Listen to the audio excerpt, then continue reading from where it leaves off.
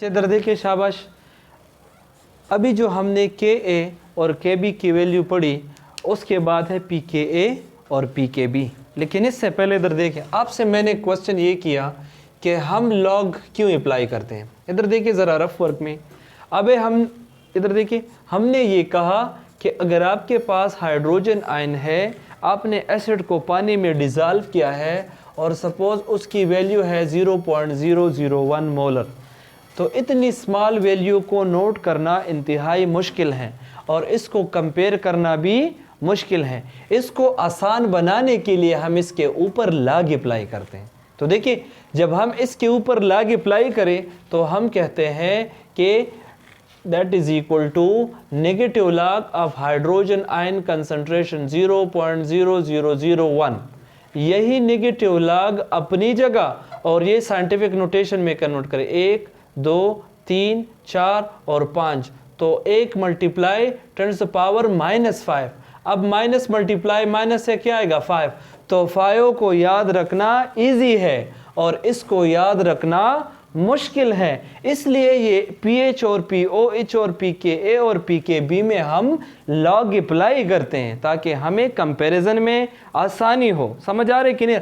अब अगर हमसे कोई ये पूछे कि 0.0002 स्ट्रॉन्ग एसिड है या वीक एसिड है, इससे तो पता चलता है कि आयनाइजेशन कम है, लेकिन असल अंदाज़ा हमें तब लगेगा जब हम इनके ऊपर लॉग अप्लाई करें और सोरेनसन के स्केल में इसको कंपेयर करें। अब देखिए, इस तरह पीके और पीके भी है।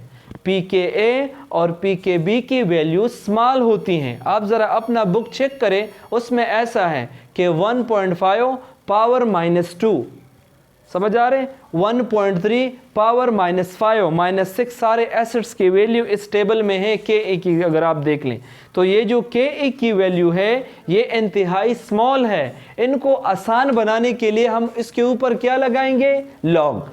तो जो के की वैल्यू है, इसके ऊपर जब आप नेगेटिव लॉग अप्लाई करें, इसको कहते हैं पीके, और जो के बी की वैल्यू है उसके ऊपर जब आप लॉग अप्लाई करें, दैट बिकम्स पीके। तो ये उस पीएच की तरह है, जब हाइड्रोजन आयन की कंसंट्रेशन कम है, आप कैलकुलेट नहीं कर सकते तो आप लॉग लगा लेते हैं। लॉग उस छोटी वैल्यू से बड़ी वैल्यू आपको बताकर दे देता है। इसी तरह पीके भी है। इधर देखिए, अगर मैं आपसे ये कहूँ कि कोई एसिड है और इसकी जो के की वैल्यू है, एसिड आयनाइजेशन की वैल्यू है, वो है 1.2 और पावर -2।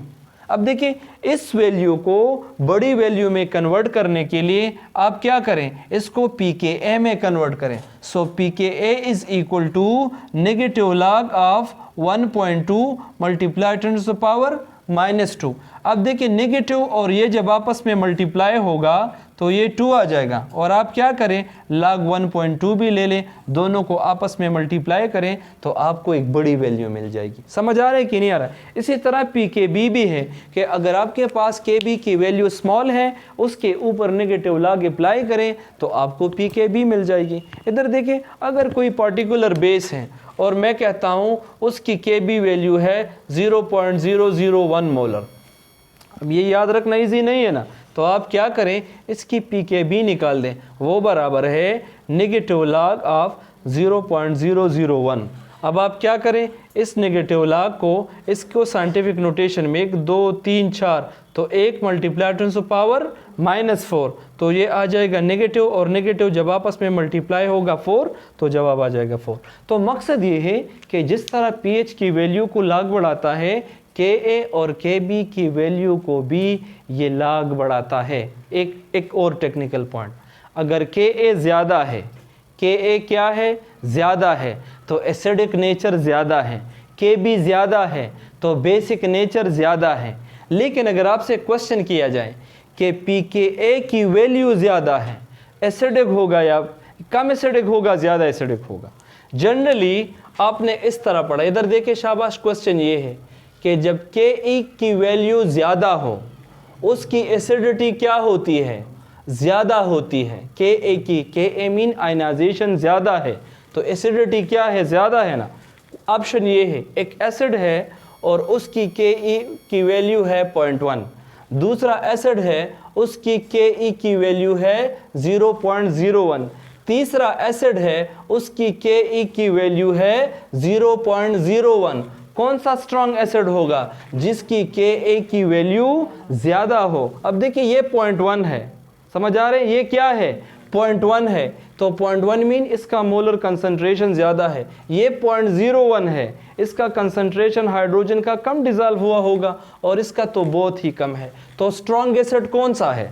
फर्स्ट वाला। अब इसको जरा pKa में कन्वर्ट करें, ये तो K है ना, pKa में कन्वर्ट करेंगे तो negative log of 0.1, negative log of 0.01 और ये नेगेटिव लॉग ऑफ 0.001। 0.1 पे जब नेगेटिव लॉग आएगा तो नेगेटिव लॉग अपनी जगह और ये 1 मल्टीप्लाई 10 टू द पावर -1, ये नेगेटिव लॉग 1 मल्टीप्लाई -2 और ये negative log 10 to the power -3। इसका जवाब आएगा 1, इसका जवाब आएगा 2 और इसका जवाब आएगा 3।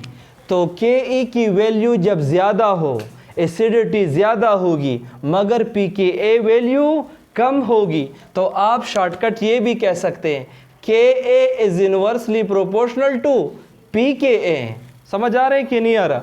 अगर Ka की वैल्यू ज़्यादा है तो pKa की वैल्यू कम है, तब जाके वो एसिड ज़्यादा एसिडिक है।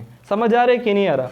अगर pKa की वैल्यू या सिर्फ Ka की वैल्यू कम है तो एसिडिक नेचर कम है मगर pKa की वैल्यू ज़्यादा है, तो आपने इसको उलट पढ़ना है। अगर Ke की वैल्यू ज़्यादा है, एसिडिक नेचर ज़्यादा है, और अगर आपसे कोई ये कहे कि pKa की वैल्यू ज़्यादा है, इसका मतलब ये है कि ये दोनों उलट रिलेशन में है। तो स्ट्रॉन्ग एसिड के लिए Ke की वैल्यू ज़्यादा होनी चाहिए और pKa की वैल्यू कम होनी चाहिए। इसी तरह बेसिस के लिए भी हैं। तो ये दोनों पॉइंट हमेशा याद रखिएगा कि K is inversely proportional to pKa और इसी तरह Kb is inversely proportional to pKb। अगर कोई बेस है और इसकी Kb की वैल्यू ज़्यादा है तो जो pKb की वैल्यू होगी वो कम होनी चाहिए। समझ आ रहे कि नहीं आ रहा?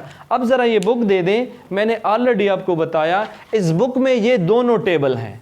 आप आज घर में जाके इस टेबल को ज़रा गौर से देखें। अब देखिए ये Ka की वैल्यू से इसमें कोई एसिड ले लें, मैं सपोज करता हूँ ये सल्फ्यूरिक एसिड है, तो इसकी Ka की वैल्यू ये है, लेकिन जब उन्होंने लॉग अप्लाई किया है तो इसकी वैल्यू इतनी आई है। समझ आ रहा है कि नहीं आ रहा? तो मकसद ये है इसकी Ka वैल्यू जो है वो 1.3 - 2 है, लेकिन pKa की वैल्यू जो है वो आपके पास -3 है। तो मकसद ये है कि जितने Ka की वैल्यू ज़्यादा है, एसिडिटी ज़्यादा है, मगर pKa वैल्यू कम है। ये उसी तरह है, बहुत सिंपल सा ट्रिक है कि pH वैल्यू अगर कम हो तो एसिडिटी क्या होगी? ज़्यादा होगी, क्योंकि आपने लॉग अप्लाई किया है और लॉग की वजह से जो कम होगा वो ज़्यादा एसिडिक होगा। इसके साथ ओवरऑल pKa और pKb का भी जो लेक्चर है ये ख़त्म हो जाता है।